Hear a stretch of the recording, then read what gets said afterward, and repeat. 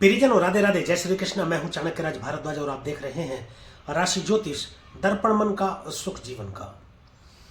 प्रियजनों, बहुत बहुत स्वागत और हार्दिक अभिनंदन आप सभी दर्शकों का मेरे इस वीडियो में, जिसमें मैं चर्चा करूंगा मासिक राशिफल के रूप में मार्च 2024 के राशिफल की।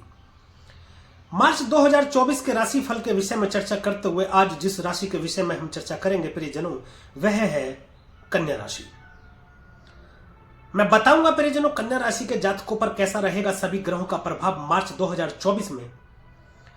तो आइए मेरे साथ यात्रा करते हैं प्रियजनों राशिफल की, और शुरुआत सबसे पहले करेंगे गुरुदेव से। गुरुदेव को प्रणाम करेंगे और शुरुआत करेंगे देवगुरु बृहस्पति से। देवगुरु बृहस्पति आपके राशि से अष्टम भाव में गोचर कर रहे हैं। अष्टम भाव से आयु का विचार करते हैं, मृत्यु का भाव कहा जाता है, परिवर्तन का भाव है।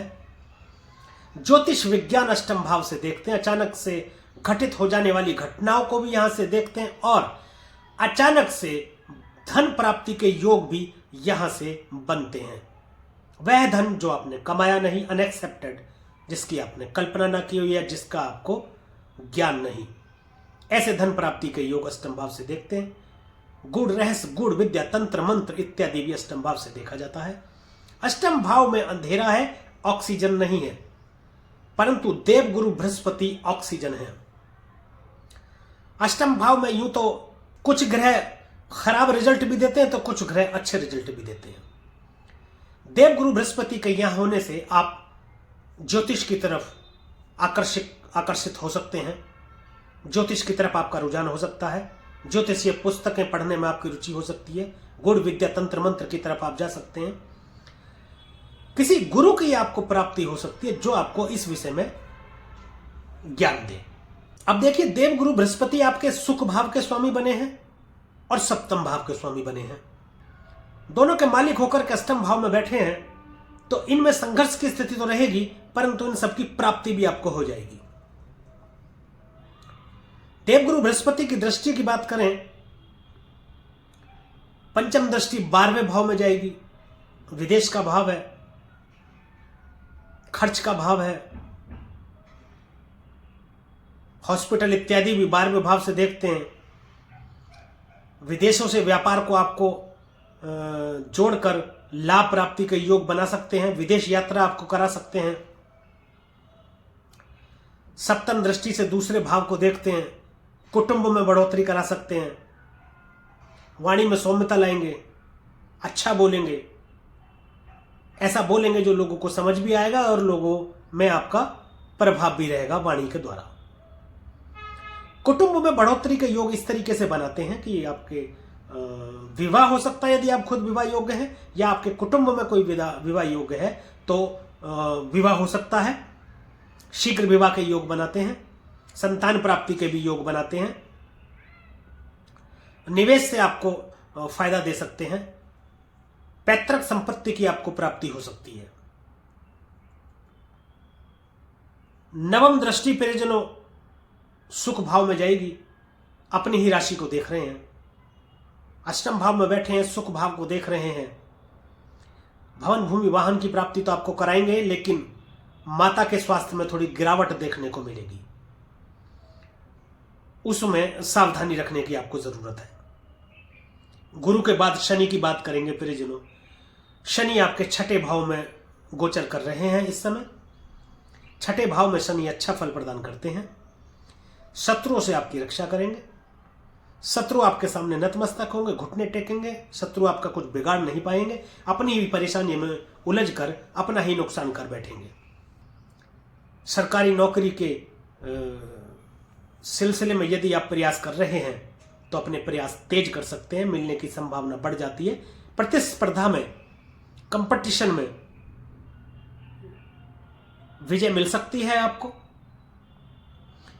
किसी रोग से यदि परेशान थे तो उससे मुक्ति मिल सकती है, किसी ऋण से यदि परेशान थे जो उतार नहीं पा रहे थे आप कर्ज, तो उससे आपको मुक्ति मिल सकती है।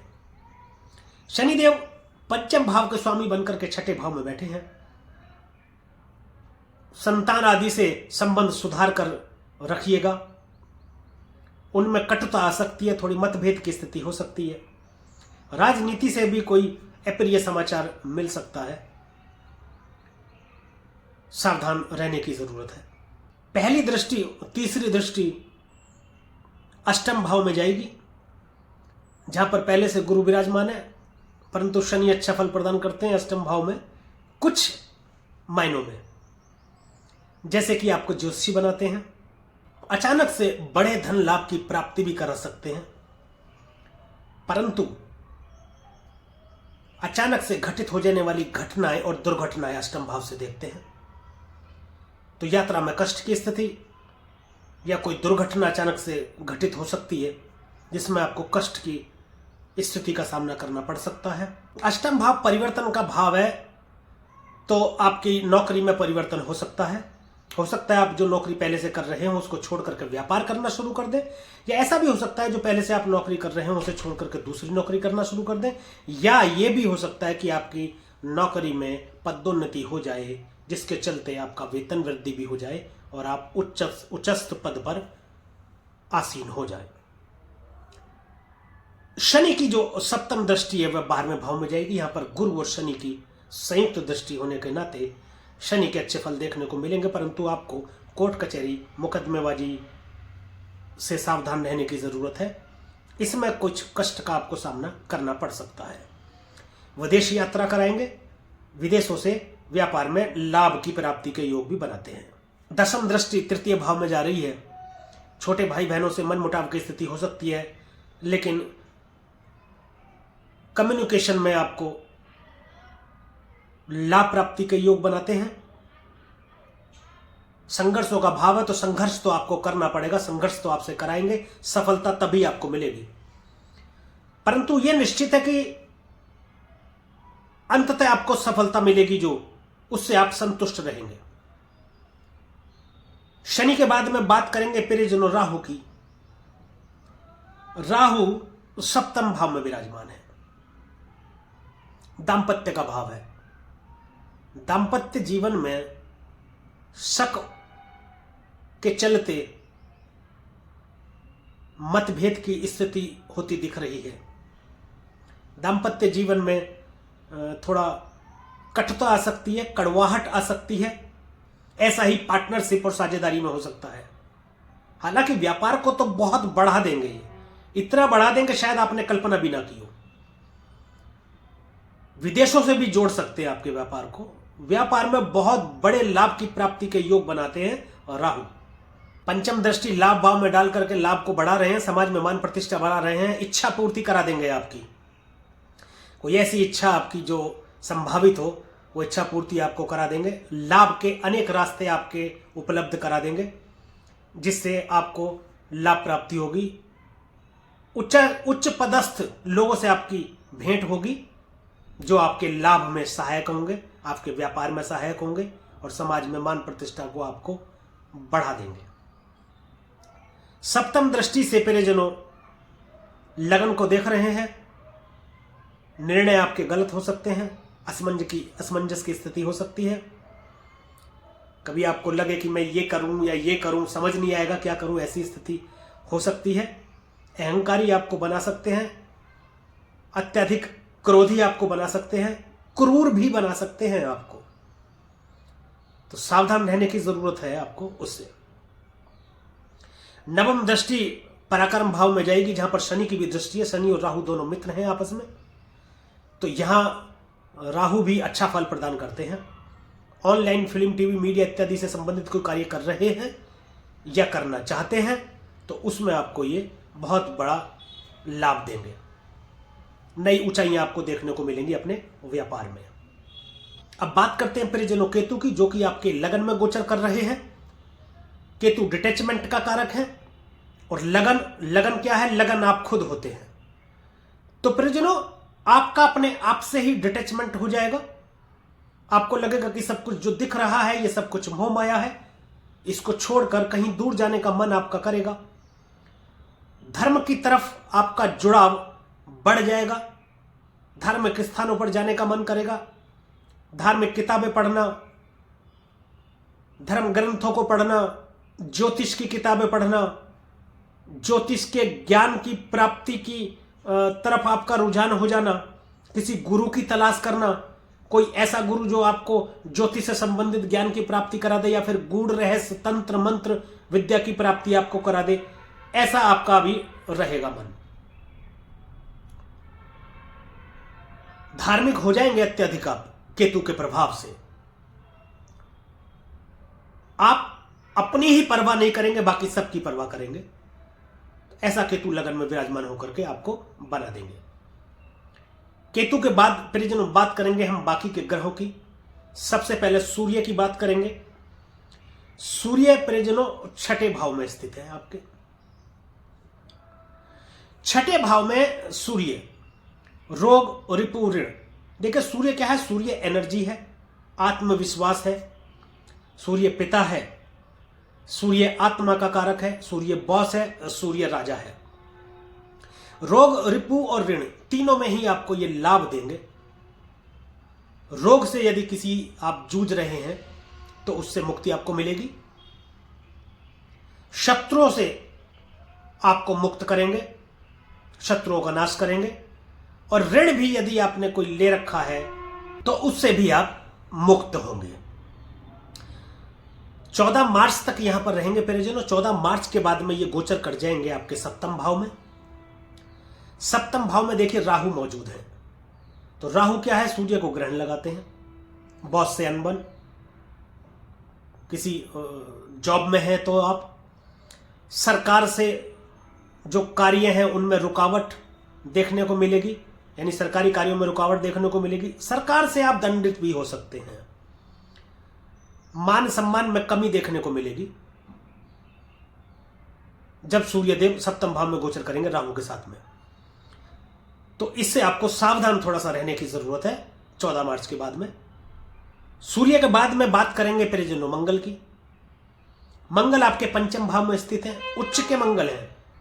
उच्च के बेशक है मंगल, परंतु पंचम भाव में बैठ करके आपको संतान संबंधी कोई अप्रिय समाचार मिल सकता है। अप्रिय से मतलब ये नहीं कि कोई बुरा समाचार। अप्रिय से मतलब ये है कि शिक्षा में रुकावट हो सकती है आपकी संतान के, या कहीं नौकरी पाने का प्रयास कर रहे हैं तो उसमें रुकावट हो सकती है, ऐसी स्थिति हो सकती है। परंतु शेयर मार्केट से आपको लाभ प्राप्ति के योग बनाते हैं। और रिलेशनशिप में थोड़ा अत्यधिक एनर्जी के चलते या गुस्से की अधिकता के चलते ब्रेक होने के चांस बढ़ जाते हैं, क्योंकि मंगल की एनर्जी इतनी ज्यादा है कि आपके अंदर गुस्से की अधिकता हो सकती है। यहां से लाभ भाव को देख रहे हैं तो लाभ बढ़ा देते हैं आपके निवेश में। शेयर मार्केट में आपको लाभ की प्राप्ति के योग बनाते हैं। 15 मार्च तक मंगल देव यहां पर रहेंगे। 15 मार्च के बाद में जब ये छठे भाव में आ जाएंगे तो ये शानदार फल प्रदान करेंगे, क्योंकि छठे भाव में मंगल अच्छा फल प्रदान करते हैं। हालांकि मंगल और शनि की युति बिल्कुल भी अच्छी नहीं मानी जाती, परंतु छठे भाव में शनि भी और मंगल भी दोनों ही बढ़िया फल प्रदान करते हैं। इसलिए मंगल यहां पर रहेंगे तो आपका अच्छा फल प्रदान करेंगे। ये भी रोग रिपु ऋण से आपकी सहायता करेंगे, शत्रुओं का नाश करेंगे और आपके फेवर में जो कंपटीशन के रिजल्ट हैं वे रहेंगे। प्रतिस्पर्धा में विजय आपको मिलेगी।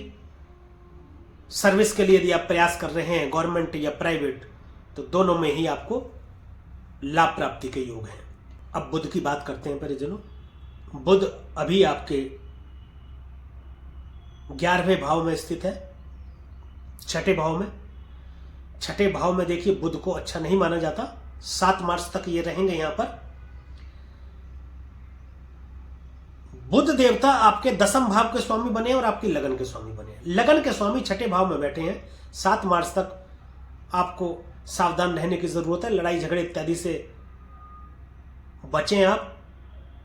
कोई रोग अचानक से आपको पता लग सकता है,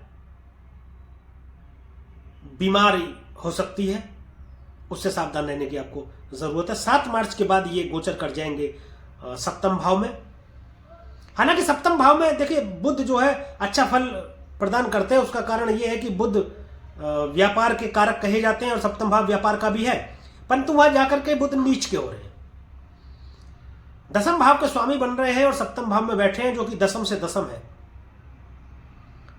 अच्छा फल प्रदान करेंगे, व्यापार में आपके बढ़ोतरी देंगे, परंतु वाणी पर आपको नियंत्रण रखना होगा। वाणी में दोष के चलते आपके दांपत्य जीवन में भी खराबी आ सकती है और आपके व्यापार में भी थोड़ी हानि हो सकती है। कोई भी डॉक्यूमेंट साइन करते वक्त आपको विशेष ध्यान रखना है, जैसे चेक इत्यादि आप साइन करते हैं या कोई डॉक्यूमेंट करते हैं या कोई व्यापारिक डील साइन करते हैं या कोई प्रॉपर्टी का परचेज कर रहे हैं, तो उनके डॉक्यूमेंट पर साइन करते वक्त या उनके डॉक्यूमेंटों की जांच करना अति अनिवार्य हो जाता है। उसमें आप यदि सावधानी रखेंगे तो अच्छा फल रहेगा। देखिए, ज्योतिष संभावना और सावधानी दोनों है। संभावना और सावधानी दोनों अगर पता चल जाए तो सावधानी रख ले। सावधानी रखने से नकारात्मकता को कुछ हद तक कम किया जा सकता है और सकारात्मकता को कुछ हद तक बढ़ाया भी जा सकता है या स्थिर भी किया जा सकता है। बुध के बाद शुक्र की बात करेंगे। शुक्र पंचम भाव में स्थित है, यहां अच्छा फल दे रहे हैं। शुक्र आपके भाग्य भाव के स्वामी और धन भाव के स्वामी बने हैं, पंचम भाव में बैठे हैं, तो भाग्य की बदौलत धन प्राप्ति के योग तो आपको बना ही रहे हैं। 7 मार्च के बाद में ये आ जाएंगे छठे भाव में। छठे भाव में शुक्र अच्छा फल प्रदान नहीं करते हैं। अवैध संबंध आपके हो सकते हैं, जिसके चलते दांपत्य जीवन में मतभेद की स्थिति हो सकती है। अनेक अवैध संबंधों को जन्म देता है शुक्र यहां पर बैठकर, तो अच्छा नहीं माना जाता है शुक्र छठे भाव में, परंतु धन प्राप्ति के योग तो आपको बनाता है। धन भाव के स्वामी है, भाग्य भाव के स्वामी है, छठे में बैठे हैं, तो भाग्य में थोड़ी कमी करेंगे। बचत थोड़ा नहीं हो पाएगी, यानी कि बचत में थोड़ी कमी देखने को आपको मिलेगी, परंतु कुटुंब में तो ये बढ़ोतरी कराएंगे आपके विवाह इत्यादि से या संतान प्राप्ति से। तो परिजनों, ये था मार्च 2024 का राशिफल कन्या राशि के जातकों के लिए। अब बात कुछ उपायों की करते हैं। आपकी राशि के स्वामी बुध देव हैं। गणेश जी की आराधना करें, गणेश चतुर्थी का पाठ करें, दुर्गा सप्तशती का पाठ करें और प्रतिदिन सूर्य को जल यदि दें तो सुख समृद्धि की प्राप्ति आपको होती रहेगी। और एक महत्वपूर्ण बात कि अंतिम निर्णय आपके जन्मस्थ ग्रहों की स्थिति को देख करके ही होता है। क्या दशा, क्या महादशा है और क्या योग आपकी जन्म कुंडली में बने हुए हैं। हमारे द्वारा फलित राशिफल और उसमें बताए गए उपाय अपने ऊपर अप्लाई करने से पहले एक बार अपनी जन्म कुंडली का विश्लेषण एक अच्छे और सच्चे ज्योतिषी से अवश्य करा लें। यदि आप हमसे अपनी जन्म कुंडली का विश्लेषण कराना चाहते हैं तो डिस्क्रिप्शन में ईमेल आईडी और मोबाइल नंबर मौजूद है, आप संपर्क कर सकते हैं। मैं व्यक्तिगत तौर पर भी फोन पर बात करके या वीडियो कॉलिंग से परामर्श देता हूं। हमारी टीम आपसे संपर्क करके सही दिशा निर्देश देगी। और यदि यह वीडियो आपको अच्छी लगी हो और दी गई जानकारी से आप संतुष्ट हो तो कृपया वीडियो को लाइक करें, शेयर करें और कमेंट करके हमें जरूर बताएं कि यह राशिफल आप पर कितना प्रभावी है। तथा YouTube चैनल को सब्सक्राइब करें और बेल आइकन बटन दबाना बिल्कुल भी ना भूलें, ताकि इसी प्रकार की और भी महत्वपूर्ण जानकारियां आप तक समय पर पहुंचती रहें।